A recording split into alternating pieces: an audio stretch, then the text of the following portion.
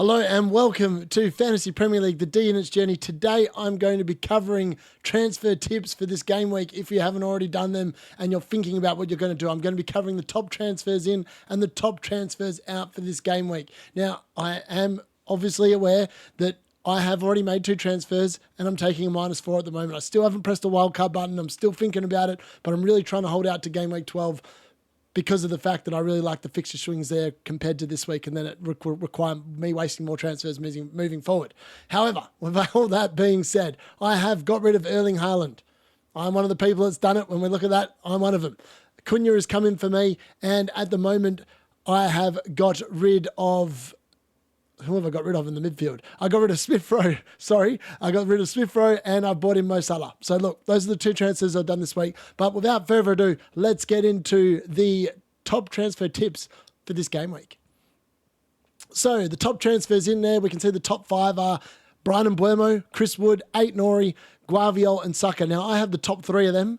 And Mbeumo was player of the week last week with 15 points. Now on the top transfers out, we can see Gabriel, who's got a yellow flag, Ollie Watkins, which is a surprise, I think, Son, who's also got a yellow flag, Luis Diaz, and Diego Jota, who's got a red flag. All right, so let's take a look at these transfers a little bit more closely and work out whether you should be buying, whether you should be selling, etc., etc. Now, Bryan Mbeumo, if you haven't already, that man, you need to get in. Now, if you are interested in the wildcard draft, check out the thoughts below my head here. And if you haven't already, please like the button. Please press the like button and make sure you subscribe as well if you haven't already done that. Now, Bryan Mbeumo, he needs to be in your team. I don't know how he's still only on 37.6% ownership. He should be really getting close to 50. He's still on the amazing Brentford run. Fulham away, Bournemouth at home, Everton away, Leicester at home. He's been delivering points galore. Other than the Man United game, he's been on fire.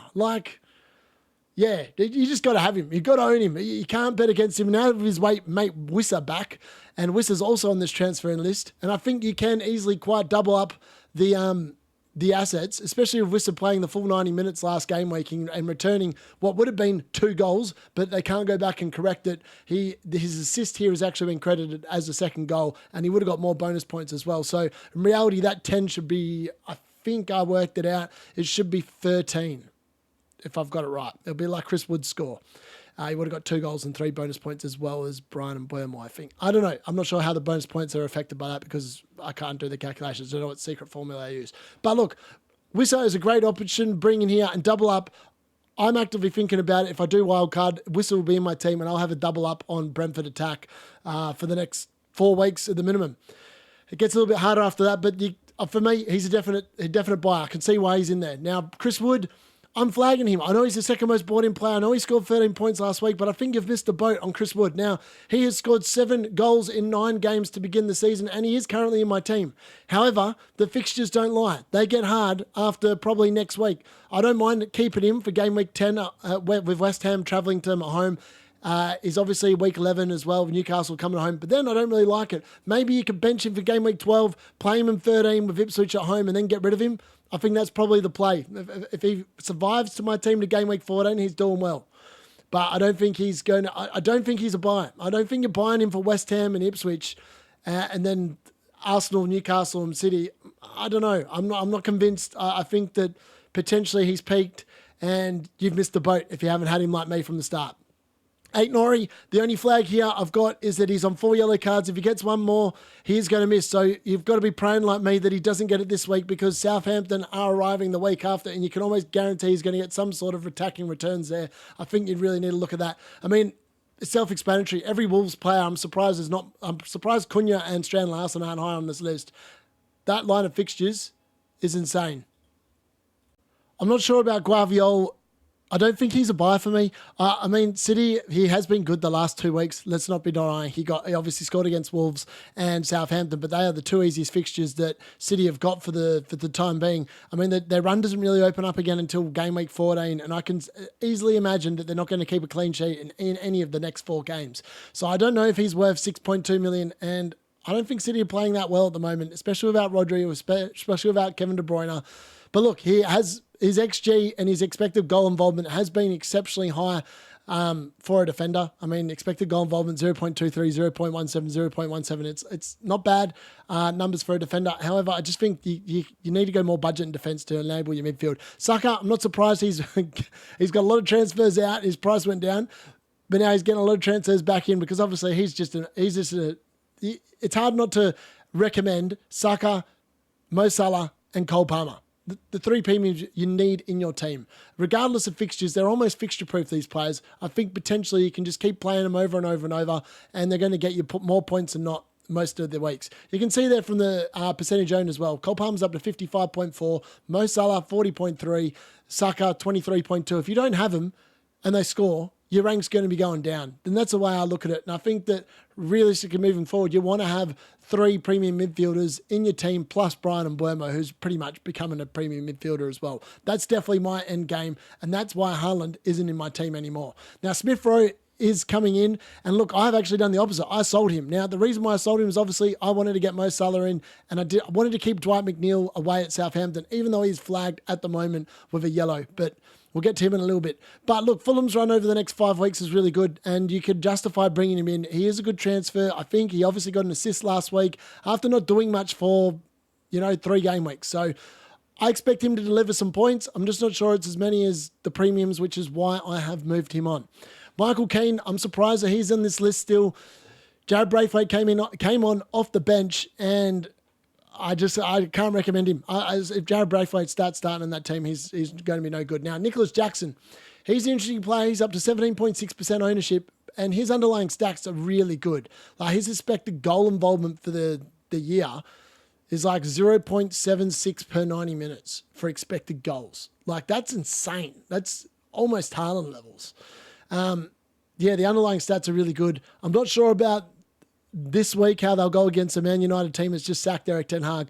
But against Arsenal as well, they might struggle, but it is at home. But then the run really opens up, and I really like the look of him from game week 12.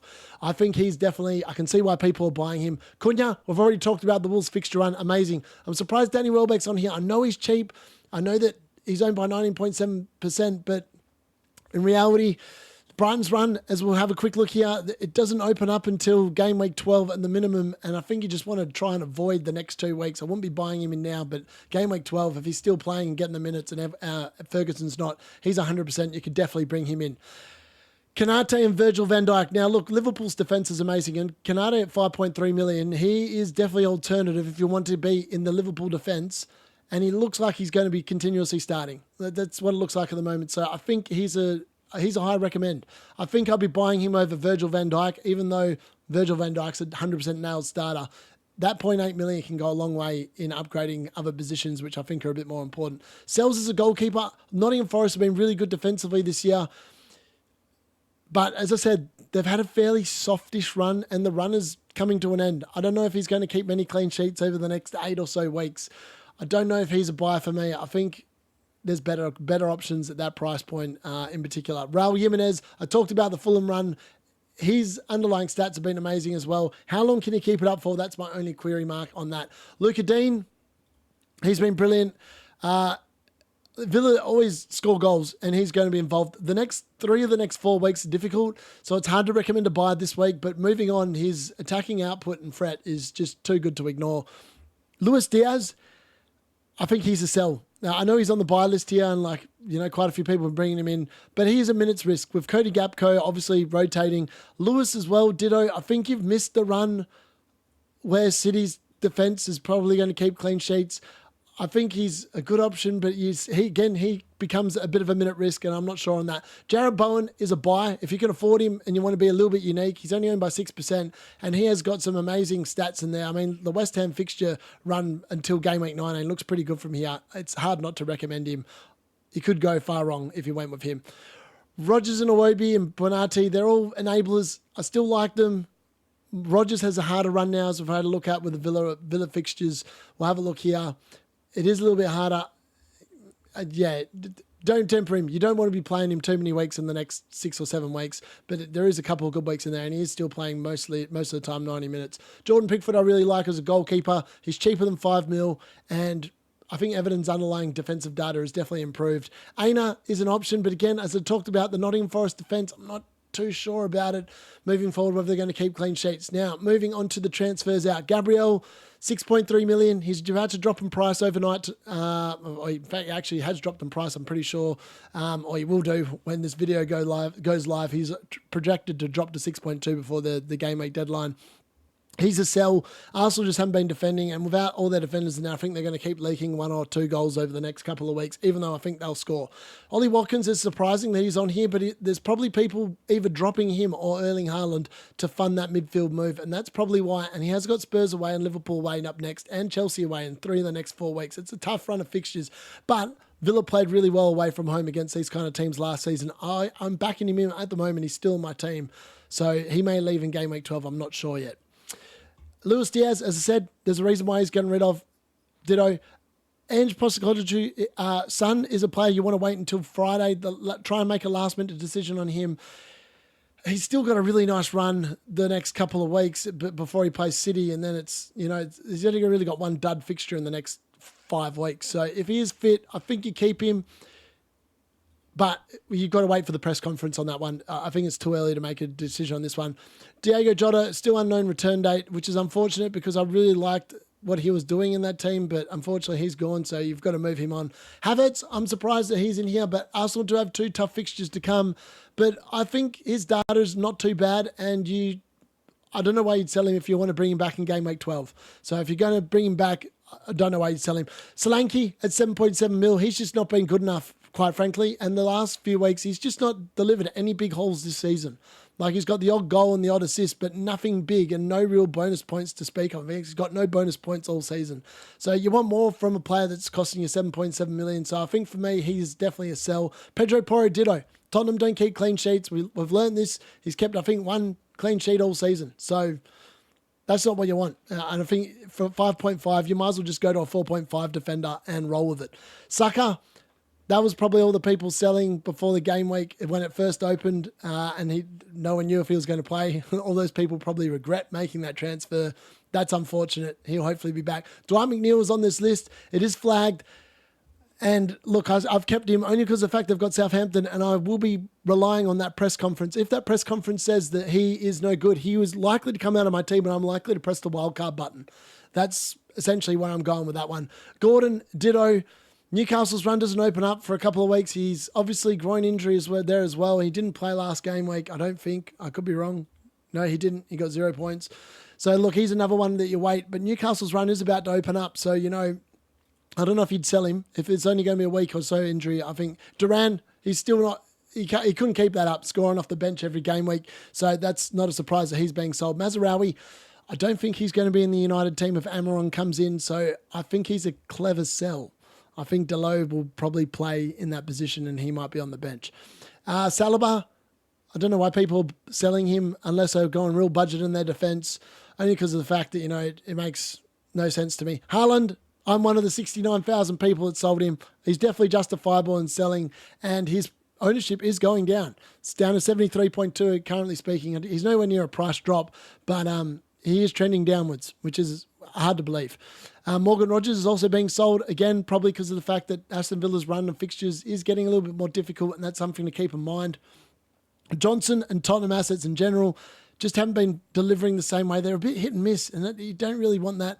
Raya, I can understand why people are selling him. You're paying 5.6 for what?